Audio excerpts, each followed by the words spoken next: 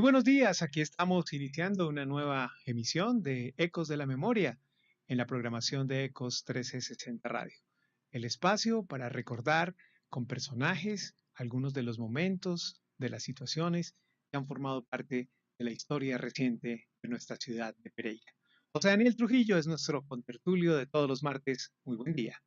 Buen día, Juan Antonio. Y en el día de hoy un invitado de lujo porque llevo 42 años compartiendo amistad con él, con su familia. Y entonces conozco de todas las ejecutorias del ingeniero mecánico Abdul Ateortúa Lozada. El ingeniero mecánico, dirigente deportivo, ha estado en el nivel empresarial, gremial. Le gusta la actividad política, pero no la partidista como tal, sino discutir y conocer el quehacer diario de la polis, la ciudad, Claro que es la construcción de ciudad. por supuesto. Y con él se puede conversar de muchas cosas. Un hombre con una capacidad argumentativa muy interesante. Y cuando pone peros, cuando pone reparos, cuando coloca objeciones a las conductas de los gobernantes o de quienes conversan con él, tiene una ventaja, tiene propuestas, tiene soluciones. No es solo criticar por No, criticar. es una crítica constructiva que aporta a la vez una solución. Ingeniero Abdul, muy complacidos de tenerlo en esta mañana con nosotros y realmente muy bello tener esta oportunidad y este espacio para celebrar al aire 40 años de amistad. Muchas gracias. Muchas gracias por la invitación. Pues he venido, en realidad, exactamente no sabía porque el doctor José Daniel no me dijo nada al respecto. Pero después al entrar aquí me dijo, no, vamos a conversar de lo que tú has hecho. Mirando hacia atrás, casi 80 años, pues sí, en mi vida he hecho algunas cositas, no son muchas, pero sí vale la pena recordar algunas. Que los oyentes sepan que son 80 años. Cuando uno mira al ingeniero con su piel aún lozana, su vigor, su entusiasmo, pues difícilmente puede creer que estemos frente a una persona octogenaria, cumpliendo 80 años.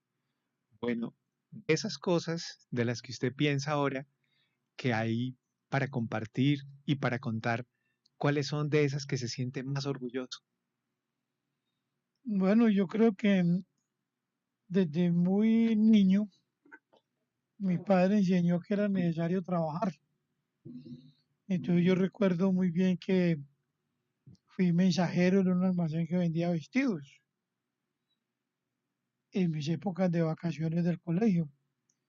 Y fui vendedor de mostrador en diciembre, donde don Hernán Pineda, que era yerno de uno de los Valencias, los dueños de Valer, que por cierto tenía el almacén donde hoy es el edificio, un banco del comercio.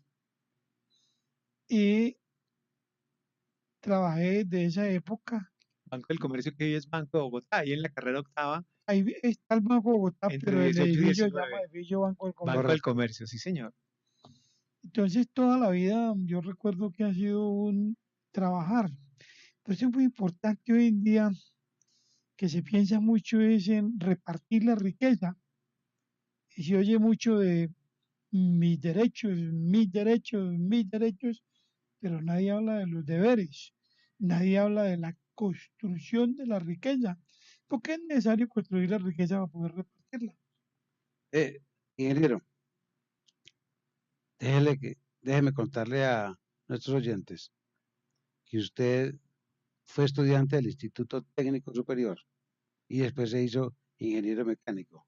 Ahí hay una discusión de cómo nace la Facultad de Ingeniería Mecánica de la Universidad Tecnológica. Además, ¿cuál es el aporte del Instituto Técnico Superior a los muchachos de la época y aún hoy en materia de capacitación y de preparación para la vida?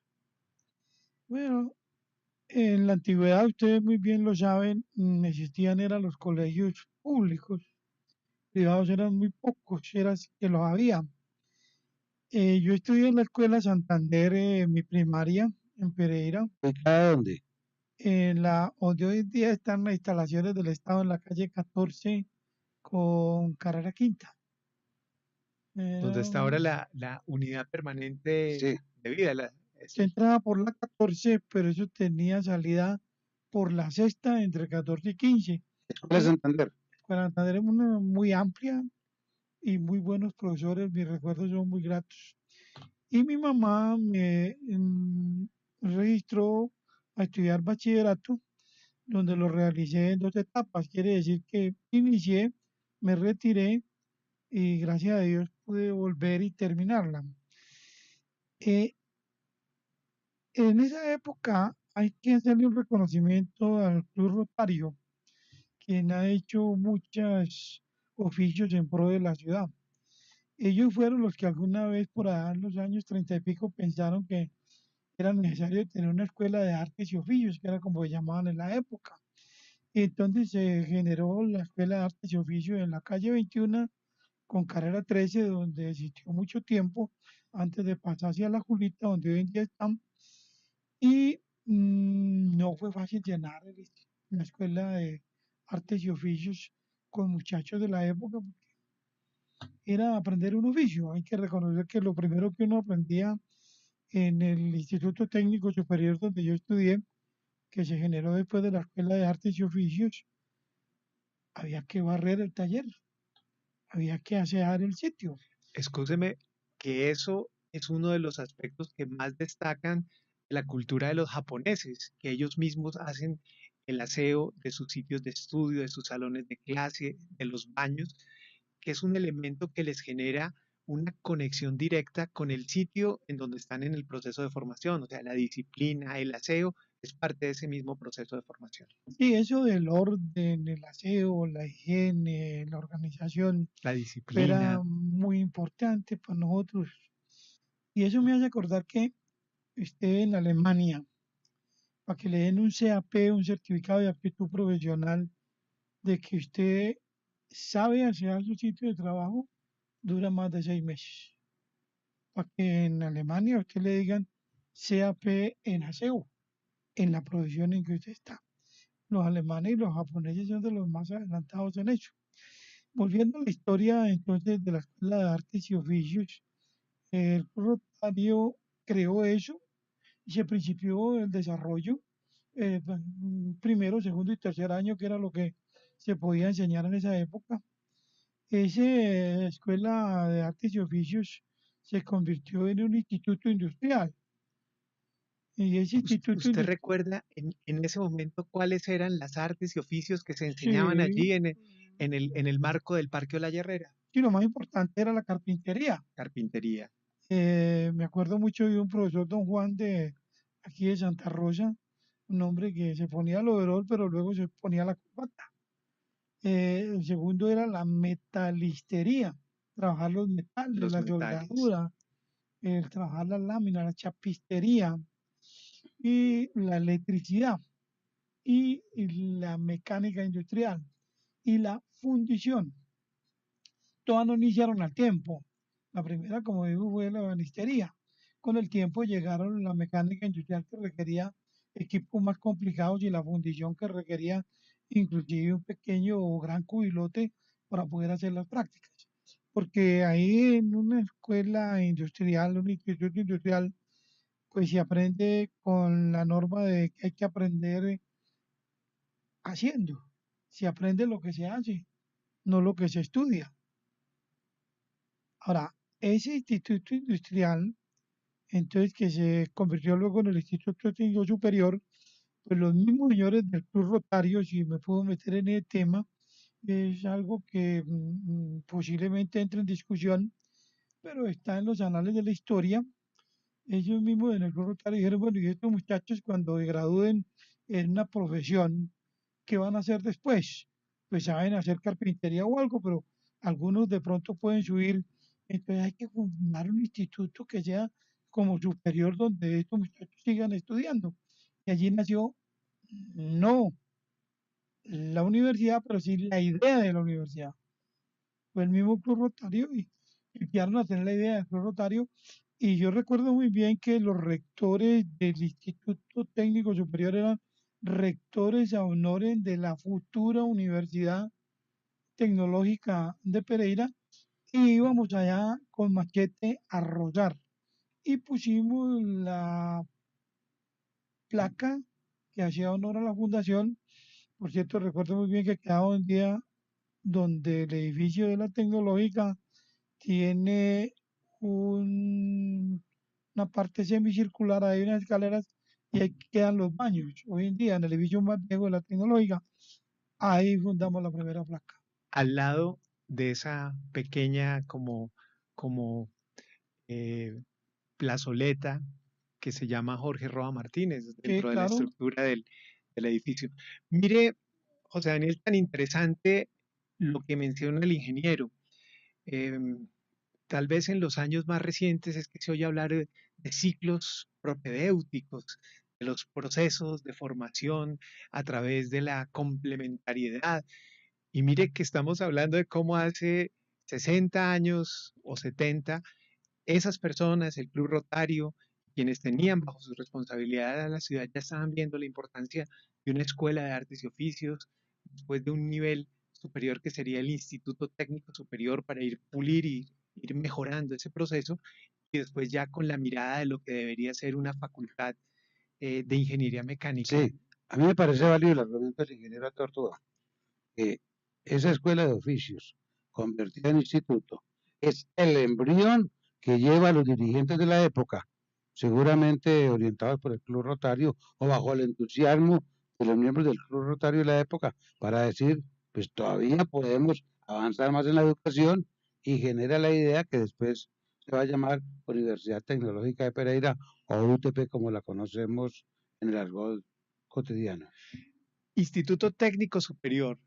En esa época usted decía, bueno, ya se transforma de ser de la Escuela de Artes y Oficios, ¿cómo empieza a consolidarse? Porque incluso hoy, si usted quiere conseguir cupo, es de los más difíciles en toda la ciudad. Puede que haya disponibilidad de cupos en otras instituciones, pero en el técnico superior en este momento es todavía de los más difíciles por la calidad y por la exigencia que tiene en la formación y pues su enfoque en donde además de la formación académica, pues hay un soporte importante en la formación para el empleo. eso me hace acordar que es que los procesos administrativos tienen que ser muy completos. No es solamente hacer el plan y programarlo y ordenarlo y ejecutarlo, sino también controlarlo. Estos señores desde el principio dijeron, de acuerdo con el Ministerio de Educación Nacional, entonces, esa escuela de artes y oficios que se convirtió en Instituto Industrial, en el Instituto Técnico y el Instituto Técnico Superior, era porque usted obtenía a los 3 años el grado de operario, a los 4 años el grado de perito, a los 5 años el grado de experto y a los 7 años el grado de técnico.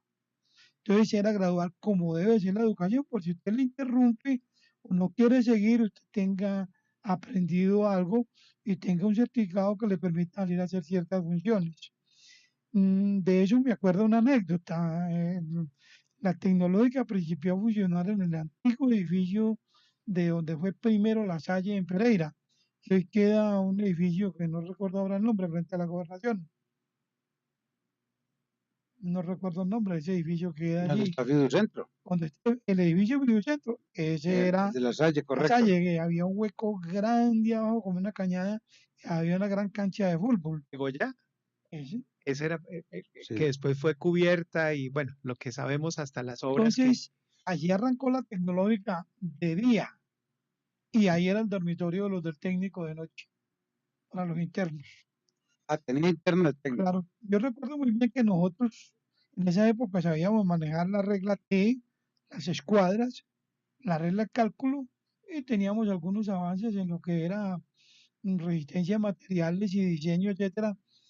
Y me acuerdo muy bien que le explicábamos a algunos alumnos de la tecnológica cómo manejar la escuadra y cómo manejar la regla T, porque para ellos era nuevo, para nosotros era muy viejo porque era desde el primer año. bueno, de ese internado cuéntenos algunos detalles, porque bueno, había estudiantes que podían llegar y cursar su formación en las clases en el instituto durante el día. Pero esos muchachos que estaban en el internado, ¿de dónde venían? ¿De la zona rural, de otros municipios cercanos? ¿Cuál era el origen de ellos? Hay algo bien interesante. Mis compañeros de bachillerato, que éramos 28, ¿De qué año estamos hablando? ¿De qué año estamos hablando? estamos hablando del año 63. 1963. El año del Solamente centenario de 5 Pereira, éramos de Pereira. Solamente de los, 5 de Pereira. de los El resto 28. era... y seguro habíamos iniciado 100. Y solamente, y había muchos tal vez de Pereira. De Pereira todavía en esa época era una ciudad apenas en desarrollo. Mis compañeros eran de Santander, Boyacá, Cundinamarca, en la costa. Hoy en día, pues todavía tengo compañeros en el Cesar, en Cartagena, Barranquilla. ¿Y qué decían ellos? Por ejemplo, un muchacho del Era Cesar o de Boyacá, de Boyacá, pues hay la cercanía con don Jorge Roa Martínez, quien estuvo pues liderando todo ese proceso en su momento de la Universidad Tecnológica, y también pues muchas personas cercanas a él o que tenían el nexo, pues llegaron de Boyacá, pero de las otras partes, ¿cómo llegó alguien de Santander, por ejemplo, con becas. con El becas? Estado los becaba, conseguía el cupo del colegio de acá. Luego, lógicamente, esos institutos se fueron desarrollando en muchas partes del país y desafortunadamente en el Ministerio de Educación Nacional, exceptuando lo del SENA, por donde también pasé, abandonaron mucho los institutos industriales. No debiera haber uno, sino que es que todos los colegios de bachillerato debieran de ser institutos industriales o institutos académicos, porque los muchachos van a salir a diferentes cosas. Sí, en esa época, la Salle, eh, el oficial masculino y nosotros que competíamos mucho en basquetbol y fútbol, había grandes diferencias, porque la formación era muy diferente. Ellos eran muy buenos en literatura, en filosofía, La parte en la humanística. parte humanística. Nosotros éramos buenos en hacer, en matemáticas, en tecnología, en taller. Cuando el ingeniero dice, también pasé por el SENA, estamos hablando estudiante, docente. Cuando me gradué de bachiller, ya un poco viejito, porque como conté, lo hice en 2 etapas. Me retiré, trabajé y tal vez tuve la fortuna de volver y terminar. Escúcheme la interrupción. ¿Qué lo llevó a usted, después de haber terminado, después de empezar a trabajar, de generar un ingreso, a decir, yo debo terminar mis estudios de bachillerato? Es que no me acuerdo del nombre que trabajaba en la radio en esa época. Era un locutor importante y él me dijo un día que si no estudiaba no era nada. Cataño Céspedes. Era antes de Cataño Céspedes, él murió hace mucho tiempo. Fue así en el transcurso de la reunión, me acuerdo ¿Se de él. acuerda? Y entonces él fue uno de los que me dijo que si usted no era siquiera bachiller no era nada. Creo que es de lo que recuerdo. Y a usted le quedó sonando. Me quedó sonando y volví y afortunadamente me dieron una beca, porque no era fácil estudiar tampoco en el técnico, porque habían algunas necesidades económicas. Me consiguieron una escuadra, una regla T y una regla cálculo y algunas cositas para hacer ejercicios, pues no era fácil. ¿Qué profesores recuerda en su paso por el técnico, aún por la universidad, por el SENA, que hayan marcado, dejado huella en usted, en la juventud de ese momento? No, es que en el técnico hay profesores de la calidad de profesor Julio Rivas, que era el jefe de taller, un hombre de Cali, que además de maestro era como el papá, o de un Fabio Bosa que nos hizo amar el álgebra, cosa muy difícil, o de un Julio Guarín, coautor de Matemáticas Modernas, de la cual me acuerdo un chiste muy interesante de él, posterior que tuve oportunidad de leerlo, que decía que los ingenieros industriales siempre se habían ganado la vida con la labia. Hablaba muy bien de que era necesario hacer un anteproyecto del proyecto de prefactibilidad del proyecto. Mucho, lenguaje enredado. muy enredado. Y entonces un día en una discusión entre un estudiante industrial y un estudiante de mecánica, por primera vez el estudiante de ingeniería mecánica le estaba ganando al de industrial. Y cuando el industrial se vio fusilado, se paró y lo miró y le dijo, lo que pasa es que usted no conspicua con la parcialidad de la vida perentoria. Y entonces el pobre estudiante de ingeniería mecánica se quedó mirando y le dijo, y usted queda interinamente sin madre hasta que yo averigüe qué quiere decir eso. Entonces habían unos profesores de la calidad de Hugo Guarín, que después fue autor de un libro famoso, Matemáticas Modernas. Hoy en día todavía ejerce en Medellín, es un licenciado en matemáticas. Fabio Osa, licenciado en matemáticas, vive en Pereira todavía, profesor de muchas generaciones en Pereira, tanto femenina como masculina, que como digo, nos enseñó a amar el álgebra, que todo el mundo odiaba, que son valores muy importantes. Ese hecho de aprender gracias al profesor Osa, a amar el álgebra, a amar las matemáticas, ¿cree usted que fue fundamental para que usted tomara esa decisión de seguir y ser ingeniero? Naturalmente que sí, pero hay un pequeñísimo detalle, y es que Fabio Campos Piedrahita, ingeniero mecánico especializado en Purdue y que alguna vez fue decano de la Facultad de Mecánica, era mi compañero en todas las cosas que hacíamos, porque él y yo tuvimos un selladero de Totogol ahí en el Bar América Unida en la 14 con octava, y con eso nos ayudábamos en el técnico, y después él siguió en la universidad, yo me fui a trabajar cuando me gradué, ese selladero nos ayudó a que pudiéramos ver. Y entonces Fabio, cuando estaba en la universidad ya avanzado, en una cervecita me dijo, yo ya sé por qué usted no entra a la universidad. Y yo le dije, ¿por qué? Me dijo, porque usted no es capaz, usted llega a los 2 meses lo echan. Y yo para mis adentros pensé una palabra grosera y dije, voy a demostrarle a este tal que yo sí soy capaz. Y entré a la universidad y efectivamente a los 2 meses me iban a echar, porque el segundo gran profesor de matemáticas que tuve, el profesor Rodríguez, que ya está retirado de la tecnológica, un hombre de altiplano boyacense, que toda la vida fue profesor en la tecnológica, eh, en el examen de matemáticas saqué .7. Era muy difícil recuperarme, pero allí creo que poquitos cuentan la anécdota. Me le escondía porque me daba pena de él, hasta que me pilló y me dijo, venga, necesito hablar con usted, ¿qué le pasó? Y yo le conté, no voy aquí porque es una, una Incidencia. historia diferente, y él me entendió y me dijo, ¿quiere presentarme otro examen? Ese chance no lo dan a nadie en la Universidad Tecnológica en esa época. Como yo era medio dirigente estudiantil, le pregunté al presidente del consejo estudiantil y me dijo, no, no, no, no, no haga eso que lo va a acabar. Pues yo de todas maneras lo hice. Y Vicente Rodríguez nunca me dijo cuánto saqué, pero la nota que me puso fue un 3.3. Una que 0.7 con 5 no da 3.3. Claro, Una que eso se lo agradezco a él. Hay muchas anécdotas tecnológicas porque en esa época los pero profesores eran profesores, lo que es un buen maestro y la percepción que se forma sobre maestros. la posibilidad de un estudiante, que un maestro muchas veces más que el que ponga una nota, es el que eso, el que identifica a las personas y le da una nueva Y él oportunidad. fue mi profesor durante las 4 matemáticas, que me da pena perder. Tenía que estudiar matemáticas. ¿Por qué no hablamos de otro tema muy importante en su vida? Ya sabemos que fue docente de la misma Universidad Tecnológica en la facultad, Desde antes de ser estudiante. desde antes de ser estudiante ya era profesor allí. Pero hay un campo muy importante en su vida que es el laboral. Usted trabajó en una empresa muy importante que se llama Colpapel, y esa empresa que Kimberly lo llevó por todo el mundo cada que lo necesitaba. ¿Por qué lo llevaban? ¿En qué trabajaba? ¿Qué problema resolvía el ingeniero Abdullah Tortuga Lozada? Bueno, yo estudié ingeniería porque era lo que podía hacer.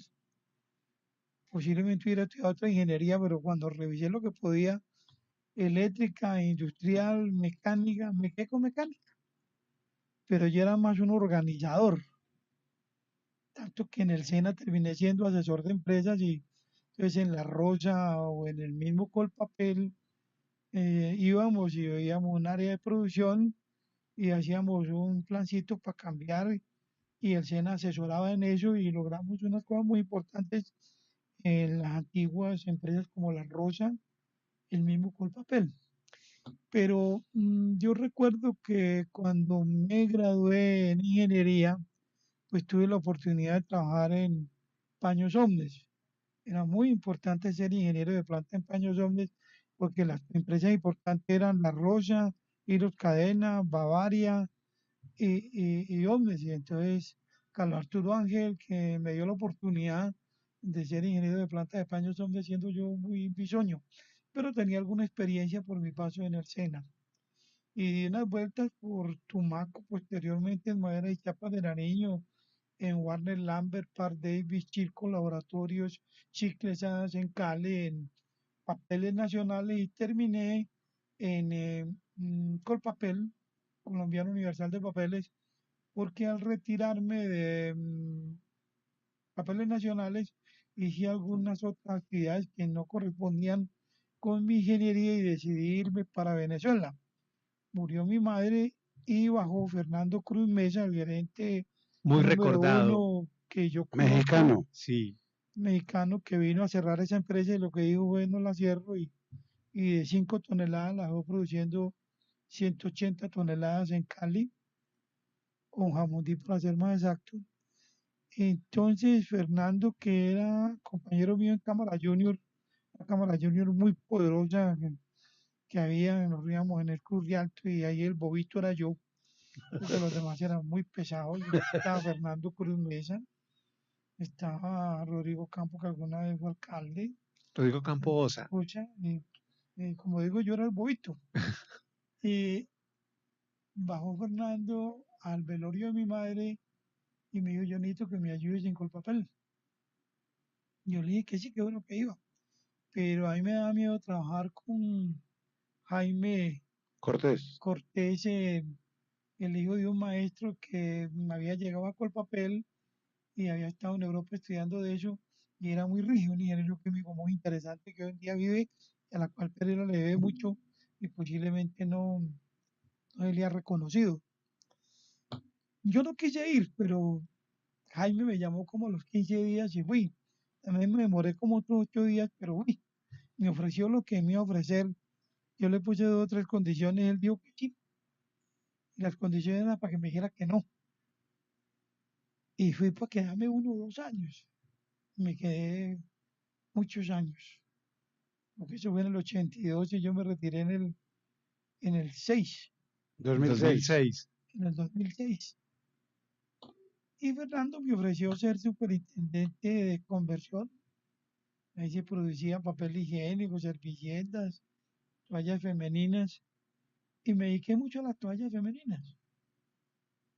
Y de allí hay una anécdota que estoy aquí gracias a Fernando Cruz Mesa, porque estábamos recibiendo una máquina en West Palm Beach, En Florida. al norte de Miami, y de esa máquina habían mandado a hacer 20 y la que estábamos recibiendo era la segunda.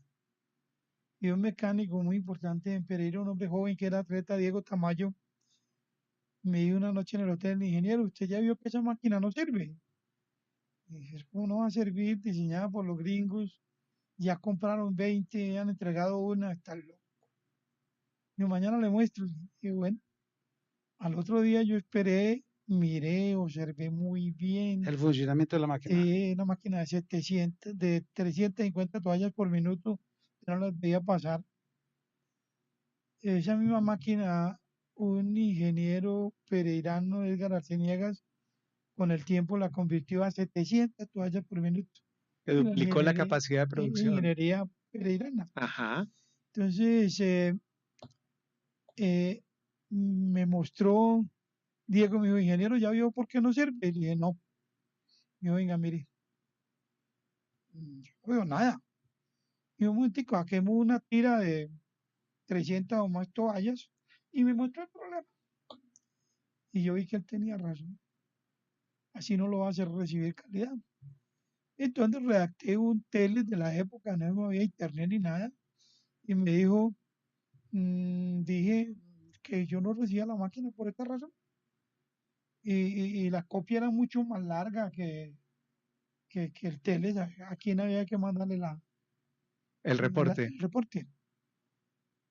Y los gringos llamaron a Fernando Cruz Mesa. ¿Quién es ese ingenierito que dice que la máquina no sirve? Y Fernando Cruz dijo, si él dice que no sirve, es porque no sirve. Y yo Me lo llamó por respaldo. la noche y me dijo, recibe eso y aquí hablamos. Palabras mayores yo las recibí. Jaime Cortés, ingeniero de apellido Valencia, al cabezón le decíamos, y yo trasnochamos 3 años con esa máquina, produciendo casi desperdicio. Al principio producía 90%. Y lo que le corregimos fue mucho. Nunca lo reconocieron los gringos, pero nunca se volvieron a meter con nosotros en toallas femeninas. Entonces lo que se Respetaron decía a los ingenieros pereiranos.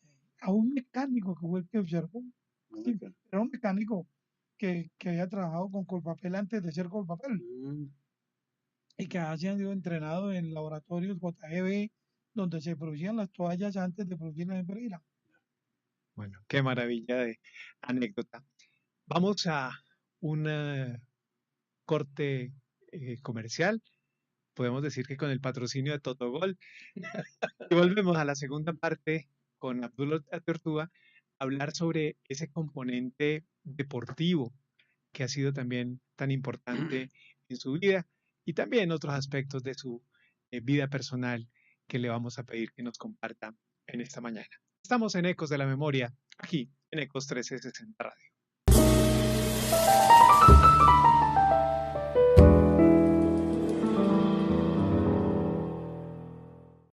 Regresamos a esta segunda parte de nuestro programa de Ecos de la Memoria, hoy con el ingeniero Abdul Atortúa Lozada. Bueno, el ingeniero tiene otras facetas. No solamente es esposo, padre de familia, abuelo, sino que alterna su vida con el deporte.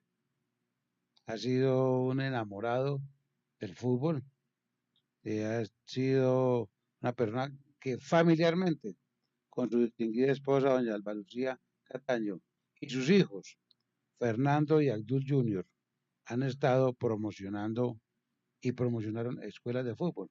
Y aquí deben saber los oyentes que su hijo menor, quien se quedó viviendo en República Dominicana, está montando lo que hoy llamaríamos una Di Mayor en República Dominicana.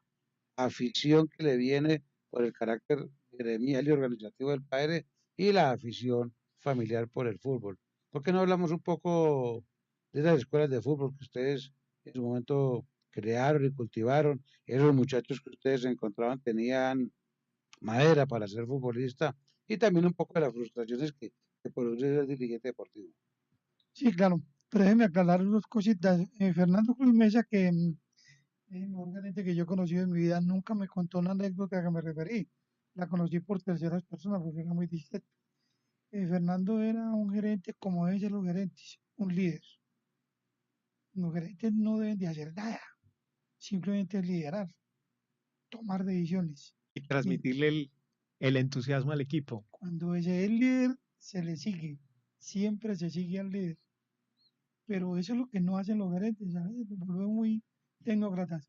Yo siempre he dicho que el mejor gerente que ha pasado en mi vida es Fernando Cruz Mesa y mucho de lo que soy se lo digo a él. Además, un hombre que llegó a Pereira, lo que usted decía, a liquidar la empresa y terminó consolidándola y volviéndose un pereirano adoptivo, un hombre que siguió hasta el final de sus días viviendo en Colombia y viviendo en Pereira, lo cual, digamos, demostró esa apuesta que le hizo por la ciudad. Creo que merece mucho más de lo que hemos hecho por él y debiera haber, es un hombre digno De de recordar. admirar y de seguir. Yendo al deporte, el primer deporte que nosotros fue el atletismo. Don Hernán Barreneche, que es contemporáneo mío, a la misma edad, corríamos juntos. Hernán venía de arriba de, ¿cómo llama esa? De arriba de la popa. Por Ah, Fraile, De Japón, Frailes, venía a Frailes. pie al técnico todos los días y subía a pie. Y ustedes saben que hoy en día Hernán todavía corre Sí, en señor. categoría senior, inclusive en Nueva York. Después fuimos ciclistas. Rubén Darío era compañero, Pablo Hernández, de hecho yo era el malo. Y ya en esa época Mario Munder era el dirigente deportivo del ciclismo y demás. Yo recuerdo muy bien que cuando fue Rubén Darío la primera vuelta, nosotros parábamos ahí frente al Claret, 5 de la mañana, y cuando fue a ir, entonces había que armar una segunda bicicleta, y entonces pusimos todas las bicicletas de todos y él escogió de cada una Una pieza. una pieza. Uno se armó una segunda bicicleta. Lógicamente, la segunda vuelta ya no necesitó nada de eso porque tenía el patrocinio muy bueno de Jarcano, etcétera, etcétera. Camisas Jarcano. Y después de eso, pues llegué al fútbol, que nunca jugué fútbol, además lo jugué después de viejo. Me quedé un poquito de fútbol porque alguna vez en Bogotá, siendo aprendiz de instructor del SENA, un hombre de Perú, Luis Ugaz Falconi, yo le ayudaba en unas cosas, él me ayudaba en otras, y él era el dirigente del fútbol, entonces me metió al equipo de fútbol, pero por rosca. Ya. Entonces con él aprendí algunas cositas, pero no, yo nunca jugué fútbol. Pero Yo- déjeme, antes de seguir, yo creo que usted tuvo el privilegio de vivir uno de los momentos que durante mucho tiempo nos alimentó a los colombianos y fue el 4-4 en Arica, Chile, entre Colombia y la Unión no, no, no, Soviética. eso no tiene manera de uno pegado del radiecito allí. ¿Cómo vivió usted ese momento, Pues, Abdul? ya éramos muy jóvenes y yo creo que esa emoción, saltábamos por toda la casa, corríamos y salimos a la calle y lo que había para jugar era echarnos agua. Fue yo creo que la emoción más grande, si no igual, más que la del La 5-1 del 5-0 Argentina. 5-0 Argentina. En ese 4-4 recuerda a Marcos Coll, a Marino Klinger, a Delio Maravilla Gamboa, a el Caimán Sánchez. Es decir, toda esa cochada que vaya Cierto, y, y pero, su, Y a Led Yassin, la pero la araña maravilla negra, sí era Maravilla Gamboa. era Maravilla Delio Gamboa. Maravilla Gamboa. Entonces, Y la araña negra era pues el portero más importante del mundo, Del ¿no? mundo en ese momento y Colombia le anotó 4 goles en Y un ese, olímpico. y uno de ellos olímpico, Marcos Col. Mire lo curioso, Marcos Col se acaba de ir de este mundo hace muy poco, Lev Yashin también murió hace algunos meses y pues hombre, que sea ese también el momento para rendir homenaje a quienes formaron parte de ese seleccionado de Colombia, la primera vez que fue a un Mundial de Fútbol en Chile 1962 y pues ese, nos decían mucho que ese era el recuerdo que tuvimos y que durante más de 40 años nos estuvo acompañando hasta que empezaron a mejorar un poco más los resultados. Cierto. Eh, Pero recordemos que en esa época pues las canchas eran de polvo, ¿no? sí, Ahí era señor. donde practicaban. recordemos las escuelas de fútbol, su actividad en ese tema. Eh, yo siempre he sido hombre de fútbol. Recuerdo muy bien al señor Londoño, León eh, Londoño, a don León Londoño, el gran dirigente del fútbol. el Con, hombre del tabaco Eh, inmenso. con él tuve la oportunidad de conocerlo a través de Carlos Mejía. Excúseme, hay una anécdota de León Londoño que una vez le preguntaron los periodistas sobre cómo iba a ser la preparación de la selección Colombia para un evento. Dijo que eso había que hablarlo a Mato Grosso, a Mato que Grosso. iba a ser una preparación a, a Mato Grosso, por decir que a grosso modo, Pero lo dijo. pero lo dijo, sí. Entonces, yo creo que la cosa arrancó porque mm, Carlos Arturo Mejía organizó el Suramericano Juvenil Un Grano por la Paz, que era lo que le habíamos dicho. Afortunadamente lo mataron al final de ese campeonato, heredó la presidencia, 1986 heredó la presidencia de la liga de fútbol. a alguien que estaba allí y luego me dijo que él no quería seguir con eso y tenía que aceptarle. Para mí era muy difícil porque yo trabajaba con Colpapel y vivía muy ocupado, viajaba un poquito, pero estuve al frente de la liga de fútbol un tiempo hasta que vino Juan Manuel Arango. Él quería llegar a la liga, alguien le dijo que yo no quería soltar la liga y yo me reuní con él y dije, al contrario, quiero entregar. Entonces, él me encomendó armarle la organización para una escuela de fútbol de la liga. Me senté y con base a un modelo de IBM organizamos una escuela de fútbol muy interesante que desafortunadamente la liga no siguió con ella por algunas razones. Después de eso estuvo Cardona, el que fue director de la tecnológica. Gabriel Jaime. Gabriel Jaime, él también luchó con eso. Y entonces de eso quedó que la familia Teortúa con Colpapel y los proveedores de Colpapel, que eran los patrocinadores, formaban una escuela de fútbol que se llamaba Corviva, Corporación Deportiva Viva, Viva la Vida. Allí llegamos a tener 300 niños, gracias a Augusto Ramírez, que en paz descanse, nos dieron como dato un peladero donde está una cancha que se llama El Gol, y allí pusimos a funcionar la escuela donde llegamos a tener 300 niños, y de hecho teníamos 6 o 7 monitores. Todo eso se pagaba a través de los auxilios que daban algunos proveedores de Colpapel con la venia de mi empresa. Eso se terminó en el año 98 porque yo tuve que viajar a Bolivia. Pero de eso quedó que siempre hemos estado metidos en fútbol, en la dirigencia. El objetivo de Corviva era formar niños, no futbolistas.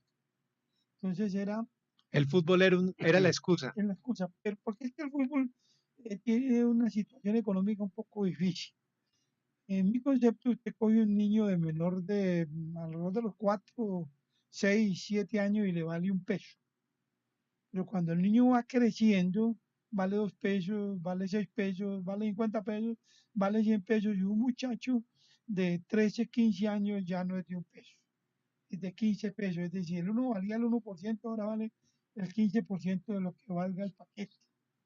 Entonces, formar muchachos hoy en día, podemos ver que hay unas buenas escuelas en Pereira que requieren dinero. Tanto que hay países como Alemania que lo volvieron un plan nacional. Entonces el Estado invierte dinero en eso para formación de futbolistas. Y paralelo a eso, formación humanística, pero el objetivo es tener fútbol. ¿Esos 300 niños que llegaron a tener ustedes de Corviva pagaban algo de afiliación, de mensualidad por el trabajo? No, era gratis. Al final, como se fue volviendo muy costoso, porque iba creciendo el valor, entonces los padres aportaban para poder ir a algunos sitios, que el arbitraje y otras cosas, pero la escuela tenía el objetivo de no cobrar.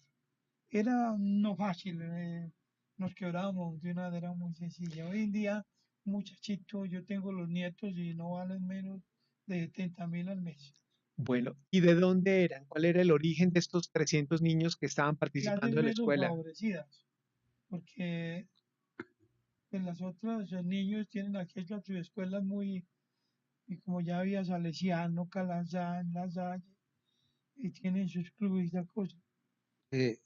Fue una época, y aún hoy en día, porque con la escuela en que yo esté con mi nieto, yo colaboro administrativamente, ya no futbolísticamente. En lo otro me metía futbolísticamente. Nosotros llegamos a tener personas que nos ayudaban como, me escapa el nombre, ha sido entrenador internacional en Perú. Pereirano, que ya al Pereira sí, señor, el de la segunda. El de la Juan Carlos, ¿se acuerda cómo fue el profesor, el que fue el director técnico del Deportivo Pereira, que le ganó, que le permitió subir a la primera categoría? Walter Aristizábal. Sí, señor, que fue técnico en Perú. Gracias, Juan Carlos Herrera, nuestro productor general, que en fútbol siempre está muy bien informado. Eso quiere decir que ya me está visitando el alemán, ya no se acuerda uno. No lo crea. ¿No es que le dicen? ¿Que el alpiste? El alpiste. Es una suma de Alzheimer y despiste. Y para acabar de ambientar eso de esa suma de Alzheimer y alpiste, y la equivocación del León Londoño. Y como estamos en el tema del fútbol, ¿qué tal si leemos algunas frases dichas, producidas por futbolistas? La de Carlos Tevez: a medida que uno va ganando cosas, se hamburguesa. La Hamburguesa, hamburguesa. muy La, buena. la de Ronaldo: perdimos porque no ganamos. La de Alexandro Altobelli: quiero agradecerle a mis padres, en especial a mi padre y a mi madre. La de Gustavo Vizcaizacú, un futbolista uruguayo: sí, me siento muy bien físicamente. Eso es, entre otras cosas, gracias a la dieta que me proporcionó la nutricionista, basada en hidrocarburos. Pues muy buenos los apuntes alrededor del fútbol de grandes deportistas. Aprovechando el ingeniero, hay un paso en su vida muy importante. Usted acompañó al doctor Carlos Arturo Mejía Gómez, quien fue gerente del Seguro Social de esta región y quien después pereciera trágicamente. Usted lo acompañó en un cargo importante dentro del antiguo Instituto Colombiano de los Seguros Sociales. Una experiencia importante porque dejó de ser ingeniero mecánico para darle gusto a lo que a usted le gusta, a programar, a diseñar, a planificar, a crear. ¿Qué tal esa experiencia? Pues yo diría que fue muy traumática porque uno estaba enseñado a unas estructuras de las multinacionales con todo muy preconcebido a 3, 5, 15, 20 años y uno llega a una entidad del Estado donde casi no hay nada preconcebido, usted tiene que principiar a Lo, construir casi todo. lo único concebido eran los bebés que estaban esperando en la sala de partos para que los atendieran en la clínica Pío XII. Y a mí llegué allí a manejar Riesgos. riesgos y pensiones. Tuve una experiencia amarga porque al final, posiblemente un poco después de yo retirarme, pues, se descubrió allí un gran desfalco con pensiones y hubo muertos a bordo. Sí, recuerdo perfectamente. Entonces, Una dama muy cercana. eso uno, y era muy sencillo, pues le retardaban a los viejitos la entrada de eso. Pero también fue una experiencia muy buena porque conocí unas personas muy interesantes de las cuales aprendí mucho. El médico Julio Sánchez, Arbeláez. Julio Arbeláez, ese era como una Biblia. Jefe médico de Era la el jefe clínica médico de la Pío clínica XII. y un hombre venido muy de abajo, cuyo gran amigo recuerdo que era Magua, que era un hombre de la 13 con novena. Y él bajaba a esos sitios y alguna vez inclusive conmigo estuvimos en las cantinas recordando, pues al fin y al cabo su padre era un chatarrero, un hombre que cogió experiencia haciendo cirugía en Puerto Berrío en época de la violencia. A puro pulso. Pero volviendo a lo de la oficina, muy interesante porque allí se manejaba y había que tener unos cuidados muy especiales para hacer el registro de todas las semanas, eso que se enviaba a Bogotá, Cotizaciones. las cotizaciones y los reclamos y Para las demás. semanas de cotización. Sí, Era correcto. un mundo muy distinto al que yo estaba enseñado a manejar y debo de reconocer que tenía un problema y era que yo arrancaba a las 7:30, a las 10 ya había terminado, entonces me preocupaba. Me rendía mucho el tiempo. En cambio, en la empresa en que yo había estado, yo principiaba y nunca terminaba. O sea, entonces yo vi que era muy diferente.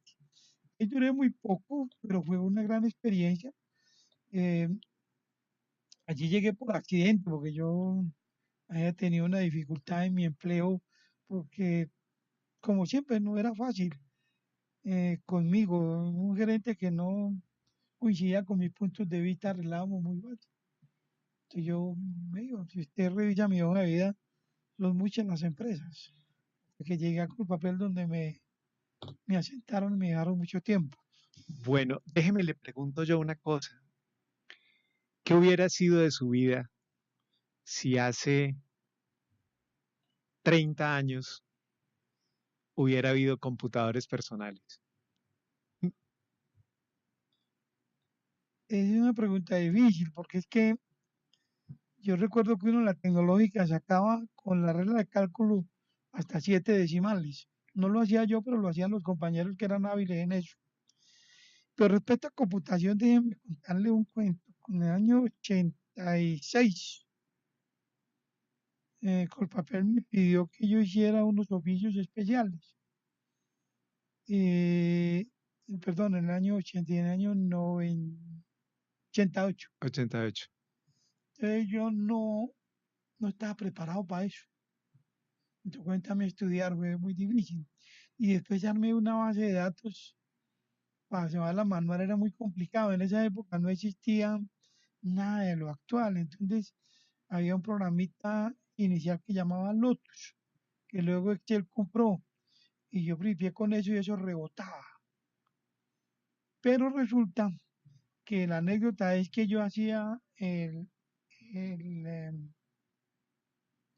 el plan de trabajo económico y operativo, o sea, un presupuesto, a un año y luego para 5 y luego para 10 y luego para 15 y 20, y donde tiene que hablar desde qué terreno necesita, qué material, cuánto viene, todo. Y eso lo hacía a mano y decían que el mío era muy bien hecho, que eran unas hojas columnarias, Me imagino unas grandototas, sábanas así. inmensas de papel. Y efectivamente ese año lo hice y se lo llevé a mi jefe Fernando Cruz Mesa. Él lo miró, andaba molesto conmigo por alguna cosa. Yo pertenezco al grupo de los que dicen no. Ahora, me demoré muchos años, tal vez a los 50 o 55 años, para entender que lo importante en una empresa es el que dice no, pero dice por qué no y propone algo a cambio. Ujú. Cuando se logra eso, esto está hecho. Pero volviendo a la anécdota, Fernando cogió mi sábana y algo no le gustó y lo rayó y dijo, esto no me checa. Los mexicanos dicen checa, no me macha, No me no me gusta. concuerda. Ujú. Quiero que lo revises, es un jueves y el lunes lo vemos. Pero está todo rayado, todo, nada. Y yo dije, yo esto no lo hago. Y sudé por los ojos en el camino de la oficina de él a la oficina mía. Pero subiendo a la oficina me prendió la lamparita. eh, Recordé que acaba de entrar a la compañía un señor, Edgar Sánchez, de muy mal genio, ingeniero de petróleo, era el gerente de proyectos, y que le había puesto una condición que si no le daban un aparato, él no aceptaba, el aparato era un computador. Él venía a Estados Unidos. Entonces bajé las escalas de mi oficina, subí las de él, y cuando yo entré, él me preguntó, ¿qué te pasa? Se notaba que andaba mal. Y dije, nada, mío, no te pasa algo. Entonces yo le conté, me dijo, eso es, no te preocupes. Yo te hago eso, el lunes lo ves. ¿Cómo así? Sí, sí. Lo que quieren correr, yo te lo hago. ¿De qué? De aquí al lunes. Bueno, yo me desentendí porque había aparecido Dios y el lunes él me llamó y me entregó unas hojitas, tamaño carta, tal vez 10 o 15, muy bien impresas. Me dijo, toma, llévasela al señor Cruz y si él dice algo, vuelve y aquí en 10 minutos lo corregimos. De hecho, yo no le creí. Fui donde el Fernando Cruz y le tiré mi presupuesto. Él lo revisó. ¿No? ¿Esto quién lo hizo? Dije yo. Me dijo, no, tú no lo hiciste. Le dije yo. Me dijo, bueno, cámbiame esto y esto que todavía creo que es bueno ajustarlo. Dije, ok, ¿cuándo? Dije, esta tarde. Me fui de mi amigo, le dije, esto y esto. Me dijo, espérate. Él tiene una impresorita chiquita, la primera que yo veía en mi vida. Se sentó y sí, 10 minutos después, él había corregido y había impreso y estaba listo. Y yo lo llevé por la tarde. Y Fernando nuevamente me preguntó, ¿quién hizo esto? Yo le dije, yo, me dijo, te quiero recordar que si sacaste datos de esta compañía para afuera, ante terceros, te puedo echar. Y listo. ¿Quién hizo esto? Le dije yo creo que él se murió creyendo que yo no lo había hecho.